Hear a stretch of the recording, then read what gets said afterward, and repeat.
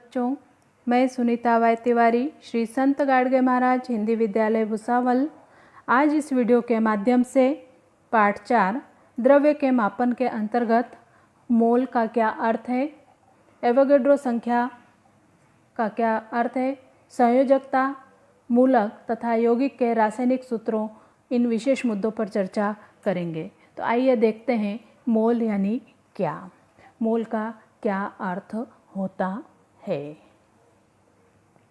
तत्व या यौगिक जब रासायनिक अभिक्रिया में भाग लेते हैं तब उनके परमाणुओं और अणुओं में अभिक्रिया होती है, अतः उनके परमाणुओं और अणुओं की संख्या ज्ञात होना चाहिए। लेकिन रासायनिक अभिक्रिया करते समय परमाणु अणु को गिनने की अपेक्षा राशियों का मापन करके उपयोग करना सुविधाजनक होता है और इसके लिए ही मोल संकल्पना का उपयोग किया जाता है। मोल अर्थात किसी पदार्थ की वह राशि होती है जिसमें ग्राम में द्रव्यमान उस पदार्थ के अणु द्रव्यमान के मान के बराबर होता है। उदाहरण के तौर पर जैसे ऑक्सीजन का अणु द्रव्यमान 32 है तो 32 ग्राम ऑक्सीजन का अर्थ है 1 मोल ऑक्सीजन होता है।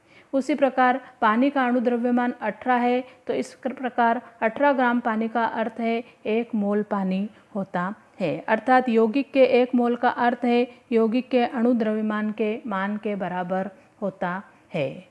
ग्राम में यौगिक का जो द्रव्यमान व्यक्त किया जाता है उसे ही मोल कहा जाता है। मोल यह एक ऐसा इकाई है, अर्थात पदार्थ के मोल की संख्या n बराबर पदार्थ का ग्राम में द्रव्यमान बटे पदार्थ का अणु द्रव्यमान। इस प्रकार से हम किसी भी यौगिक का के मोल का अर्थ ज्ञात कर सकते हैं। अब है एवोगैड्रो संख्या। एवोगैड्रो संख्या यानी एवोगैड्रो की संख्या किसी भी गैस के 1 ग्राम अणुभार में अणुओं की संख्या समान होती है और इस संख्या को ही एवोगैड्रो संख्या कहते हैं। इटालियन वैज्ञानिक एवोगैड्रो ने इस संदर्भ में बहुत से मौलिक अनुसंधान किए थे, इसलिए इस संख्या को एवोगैड्रो संख्या कहते हैं। अर्थात किसी भी पदार्थ के 1 मोल राशि में अणुओं की संख्या निश्चित होती है और इसे Na अक्षर के द्वारा प्रदर्शित किया जाता है।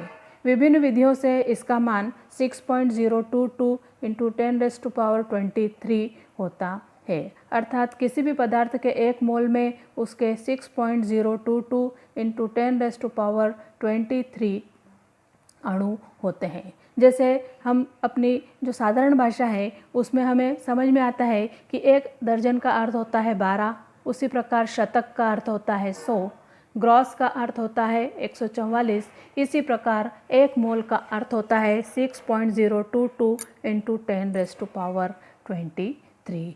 इस प्रकार 1 मोल पानी का अर्थ होता है यदि 18 ग्राम पानी लिया हो तो उसमें पानी के 6.022 इंटू 10⁻23 अणु होंगे।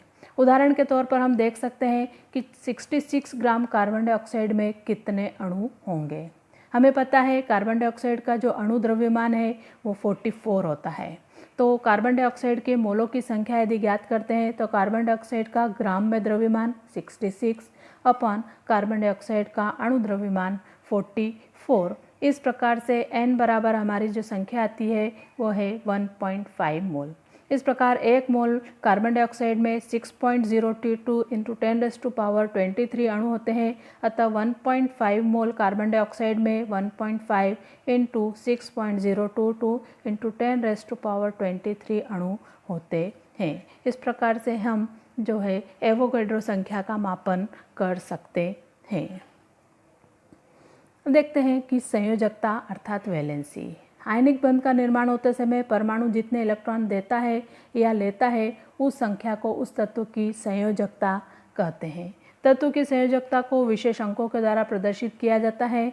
यह अंक उस तत्व के परमाणु द्वारा अन्य परमाणु के स्थान स्थापित किए जाने वाले रासायनिक बंधों की संख्या होती है।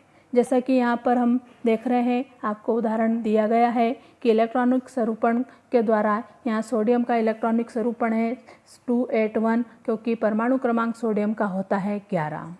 तो इस प्रकार 1 इलेक्ट्रॉन यदि वो देता है तो सोडियम 1 इलेक्ट्रॉन त्यागने पर सोडियम आयन बनता है और उसका इलेक्ट्रॉनिक स्वरूपण हो जाता है 28। क्लोरीन परमाणु का इलेक्ट्रॉनिक स्वरूपण होता है 287। एक इलेक्ट्रॉन यदि वो ग्रहण करता है तो वो क्लोराइड आयन में रूपांतरित हो जाएगा और अब उसका इलेक्ट्रॉनिक स्वरूपण हो जाता है 288। इस प्रकार सोडियम का एक इलेक्ट्रॉन क्लोरीन के परमाणु को देता है और सोडियम का धनायन निर्मित होता है और इसलिए सोडियम की संयोजकता 1 है। क्लोरीन का परमाणु एक इलेक्ट्रॉन लेता है और क्लोरीन का ऋणायन अर्थात क्लोराइड निर्मित होता है, इसलिए क्लोरीन की भी संयोजकता 1 है। इस प्रकार प्रत्येक आयन पर विपरीत आवेश होने से आकर्षण के कारण सोडियम आयन और क्लोराइड आयन के मध्य रासायनिक बंध का निर्माण होने से जो यौगिक होता है वह सोडियम क्लोराइड निर्मित होता है। अर्थात आयनिक बंध का निर्माण होते समय परमाणु जितने इलेक्ट्रॉन देता है या लेता है उस संख्या को उस तत्व की संयोजकता कहते हैं। आपको ध्यान में लाने के लिए एक बात जरूरी है कि धनावेशित आयनों को कैटायन कहा जाता है और उसी प्रकार ऋणावेशित आयनों को एनायन कहा जाता है। और जो तत्व के बाह्यतम कक्षा में उपस्थित इलेक्ट्रॉन होते हैं उस इलेक्ट्रॉन यानी रेडिकल्स का अर्थ है कि आयनिक बंध वाले यौगिकों में दो घटक कैटायन यानी धनायन और एनायन यानी ऋणायन होते हैं। जैसा कि मैं पहले ही बता चुकी हूँ, ये घटक स्वतंत्र रूप से रासायनिक अभिक्रियाओं में भाग लेते हैं, इसलिए इन्हें मूलक कहते हैं। कैटायन रूपी मूलक की जोड़ी हाइड्रोक्साइड एनायन रूपी मूलक के साथ होने पर विविध भस्म तैयार होते हैं, जैसे NaOH, KOH। इसी प्रकार एनायन रूपी मूलकों की जोड़ी हाइड्रोजन कैटायन रूपी मूलक के साथ होने पर विविध अम्ल तैयार होते हैं। इस कारण एनायन को अम्लीय मूलक भी कहा जाता है, जैसे HCl, HBr आदि इन जो है वह अम्लीय मूलक कहलाते हैं। सामान्यतः लवणीय मूलकों के मूलक धातुओं के परमाणुओं से इलेक्ट्रॉन निकलने पर बनते हैं, जैसे सोडियम आयन, क्यूप्रस आयन। और इसी प्रकार अम्लीय जो मूलक होते हैं सामान्यतः अधातुओं के परमाणु द्वारा इलेक्ट्रॉन ग्रहण करके बनते हैं। अब देखते हैं यौगिकों के रासायनिक सूत्र। आयनिक बंध द्वारा तैयार हुए यौगिकों का गुणधर्म है कि उनके दो भाग होते हैं। वे दो भाग होते हैं कैटायन और एनायन, अर्थात लवणीय मूलक और अम्लीय मूलक। इन दोनों भागों पर विपरीत आवेश होता है और उनके बीच का आकर्षण बल ही आयनिक बंध होता है। आयनिक यौगिकों के नाम में दो शब्द होते हैं। पहला शब्द कैटायन का होता है और दूसरा शब्द एनायन का नाम होता है। जैसे यौगिक सोडियम क्लोराइड का रासायनिक सूत्र लिखते समय कैटायन का प्रतीक बाईं ओर तथा उसके पास दाहिनी ओर एनायन का प्रतीक लिखते हैं। अणुसूत्र लिखते समय आयनों का आवेश दिखाते नहीं है, लेकिन उन आयनों की संख्या दाहिनी ओर नीचे की ओर लिखी जाती है। संयोजकता का तिर्यक गुणा करने से यह संख्या प्राप्त करना सरल होता है, जैसा कि हम उदाहरण के तौर पर इसे आसानी से समझ सकते हैं। यौगिक सोडियम सल्फेट का रासायनिक सूत्र यदि हमें लिखना है तो सबसे पहले हम मूलकों के प्रतीक लिखते हैं। लवणीय मूलक है तो बाईं ओर जैसे सोडियम लिखा और सल्फेट जो है वह हम राइट साइड में लिखेंगे। अब उन मूलकों के नीचे उनकी संयोजकता लिखते हैं, जैसे सोडियम की संयोजकता 1 है और सल्फेट की जो संयोजकता है वह 2।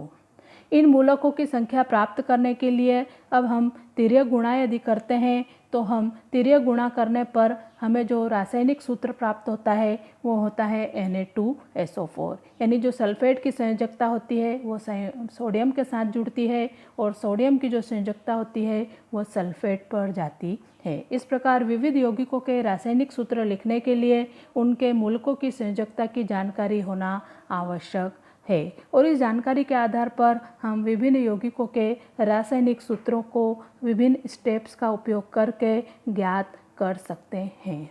अब इस वीडियो पर आधारित कुछ स्वाध्याय के प्रश्न दिए गए हैं जिन्हें आप इस वीडियो के माध्यम से हल कर सकते हैं और अपनी नोटबुक में इस जानकारी को एकत्रित कर सकते हैं। नोटबुक में जो जानकारी आप एकत्रित करके रखेंगे वो आगे आपको याद करने में सहायक होगी। Thank you.